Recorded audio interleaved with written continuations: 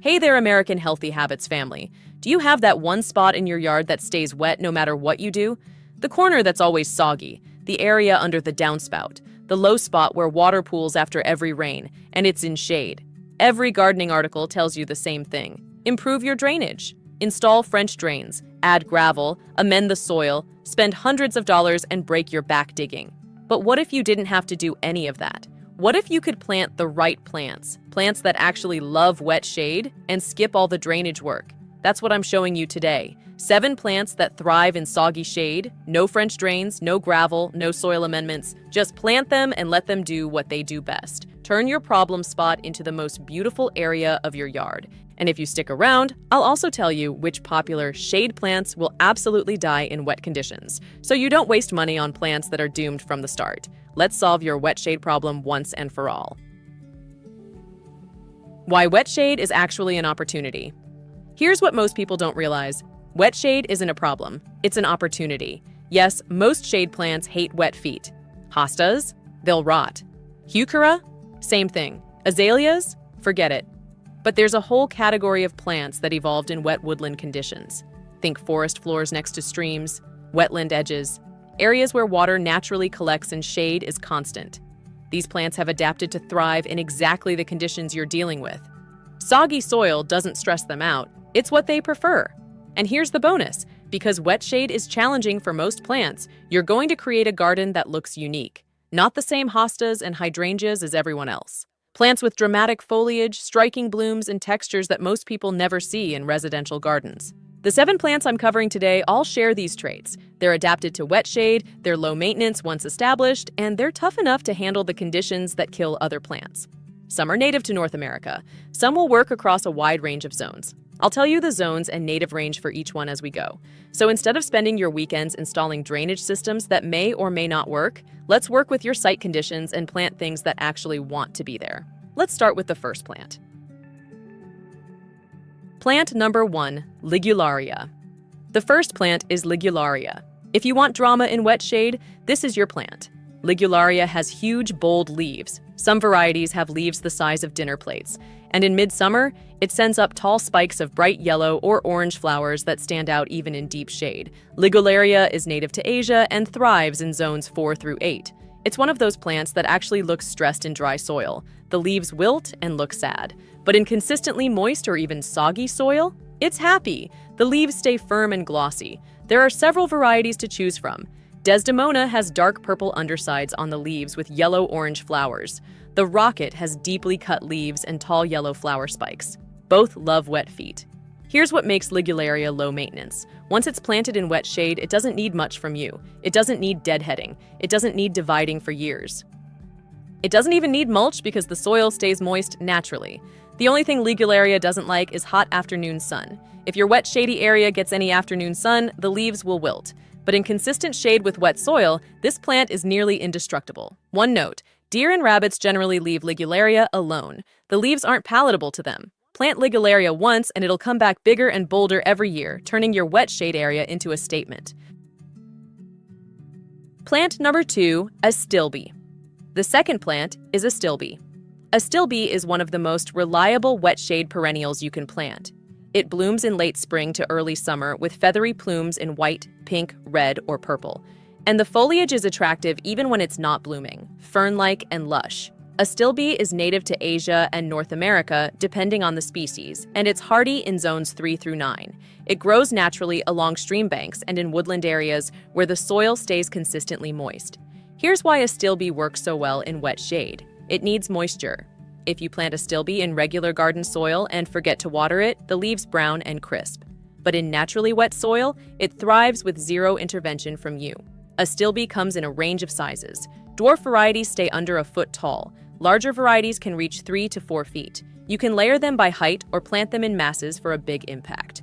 Once Astilbe is established, it's extremely low maintenance. It doesn't need deadheading. You can leave the spent flower plumes on the plant for winter interest. It doesn't need fertilizing. It doesn't need dividing unless the clump gets so large that you want to split it. One thing to know, Astilbe is not drought tolerant. It needs consistent moisture, but since you're planting it in wet shade, that's exactly what it's getting. This is the perfect plant for your problem spot. Deer generally avoid Astilbe, and it's not bothered by many pests. Plant it and enjoy years of reliable blooms in your wet shade area. Plant number 3, Japanese iris. The third plant is Japanese iris, or Iris insata. If your wet shade area is really wet, like standing water for part of the year, Japanese iris is your plant.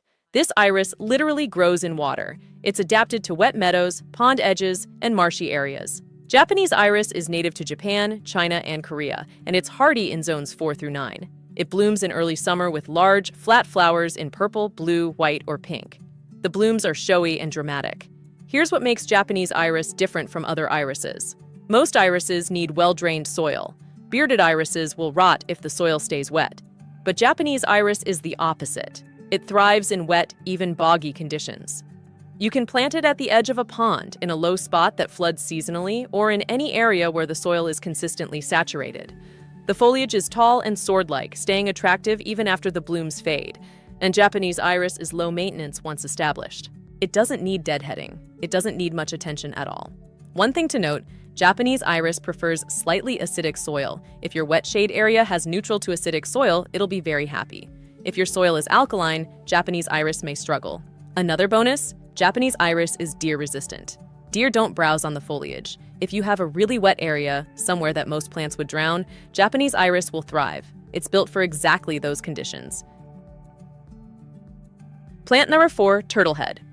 The fourth plant is Turtlehead, or colonie. Turtlehead is a North American native wildflower that grows naturally along streams and in wet woodlands. It's hardy in zones 3 through 8, and it's native to the eastern United States.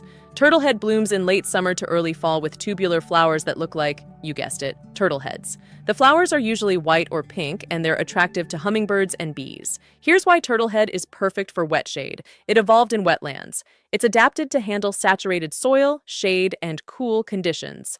Most late-season bloomers need full sun, but Turtlehead gives you color in late summer, even in deep shade. The foliage is dark green and glossy, staying attractive all season. And Turtlehead is low maintenance. It doesn't need deadheading, it doesn't need staking, it doesn't need dividing for years. One ecological bonus, Turtlehead is the host plant for the Baltimore checker spot butterfly. If you plant Turtlehead, you're not just solving your wet shade problem, you're supporting native butterflies. Turtlehead is also deer resistant. Deer generally leave it alone. Plant Turtlehead in your wet shade area, and you'll have late season blooms, hummingbird visits, and a native plant that's perfectly adapted to challenging conditions. Plant number 5, Cardinal Flower. The fifth plant is Cardinal Flower, or Lobelia cardinalis. Cardinal Flower is a showstopper. It has brilliant red tubular flowers that bloom in mid to late summer, and hummingbirds absolutely swarm it. This is one of the best native plants for attracting hummingbirds. Cardinal Flower is native throughout most of the eastern and central United States, and it's hardy in zones 3 through 9.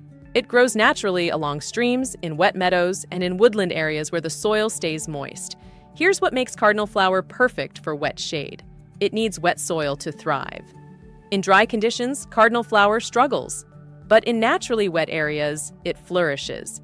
And while it can grow in full sun if the soil stays wet, it also tolerates part shade to full shade. The flowers are such a vibrant red that they practically glow in the shade.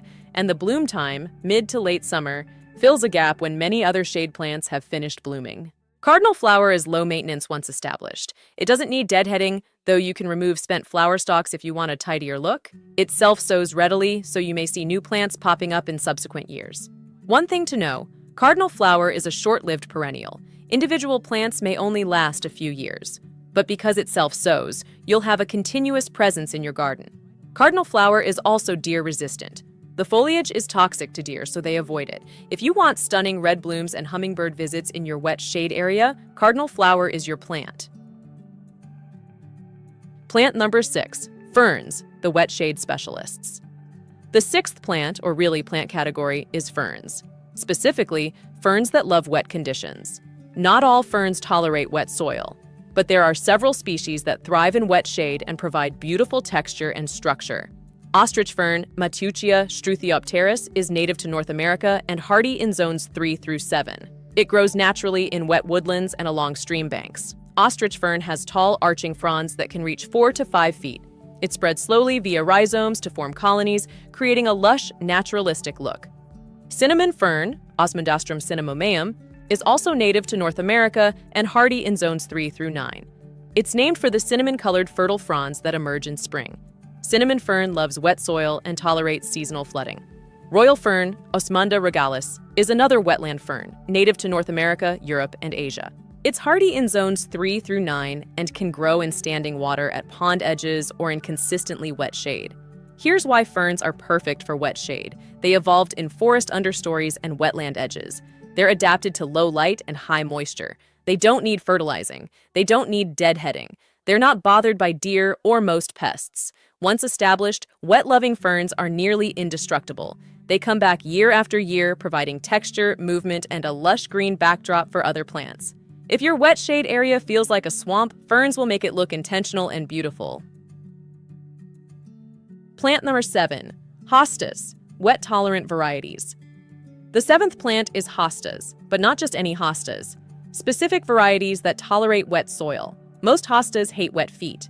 Plant them in soggy soil, and they'll develop crown rot and die. But there are a few varieties that handle wet conditions better than others. Sum in Substance is one of the most wet-tolerant hostas. It's a giant variety with chartreuse leaves that can reach 2 feet across. It's hardy in zones 3 through 9 and tolerates wetter soil than most hostas. Guacamole is another wet-tolerant variety with large, fragrant leaves. It handles moisture better than smaller-leaved hostas. Blue hostas with thicker, more substance in their leaves, like Blue Angel or Crossa Regal, tend to tolerate wet soil better than thin-leaved varieties. Here's the key. Even wet-tolerant hostas need some drainage. They can handle consistently moist soil, but they don't want to sit in standing water. If your wet shade area has moisture but not stagnant water, these hostas can work. Hostas are low maintenance. They don't need deadheading. You can cut off the spent flower stalks or leave them. They don't need fertilizing if the soil is decent. They're not bothered by most pests, though slugs can be an issue. If slugs are a problem, the thick-leaved varieties are less attractive to them. One note, deer love hostas. If deer are a problem in your area, you may want to stick with the other 6 plants on this list. But if deer aren't an issue and you want the classic look of hostas in your wet shade area, these varieties can handle the conditions. Bonus. What doesn't work in wet shade? Before we wrap up, let's talk about what doesn't work in wet shade. People often ask, what about hostas? I just covered that. Most hostas will rot in wet soil. Only specific varieties tolerate it. What about hydrangeas? Hydrangeas need moisture, but they also need good drainage. In truly wet, soggy soil, hydrangeas will develop root rot. They're not a good choice for consistently saturated areas. What about azaleas or rhododendrons? Same issue. They like moist soil, but they need drainage. In wet, compacted soil, they'll struggle. Do I need to add compost or amend the soil? For these 7 plants, no. They're adapted to wetland conditions. Adding amendments can actually work against you because you're changing the very conditions these plants are built for. Can I plant these if my area only gets wet in spring? Yes. Many of these plants tolerate seasonal wetness. As long as the soil stays moist through the growing season, they'll thrive.